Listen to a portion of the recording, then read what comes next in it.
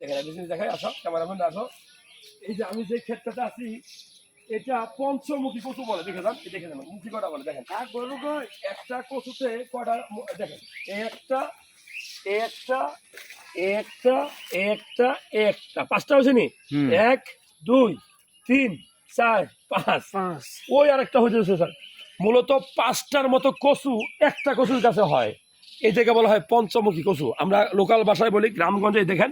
এই দেখেন আবার দেখাচ্ছি, 1 2 3 4 5 6 5-এর অধিক মুখ হবে এই কচুটার, এটাকে বলা হয় থামা কচু বা পঞ্চমুখী। ভাই ইলিশ মাছ দিয়া মুরগির মাংস দিয়া চিংড়ি দিয়া যদি রান্না করা হয়, এই কচুর ডাটা এবং কচুর পাতা এবং কচু এক কথায় অসাধারণ। বাংলাদেশে একমাত্র ময়মনসিংহে সবচেয়ে বেশি এটা হয়। সো এই পঞ্চমুখী কচু ক্ষেত দেখে আপনার কেমন লাগলো জানাবেন।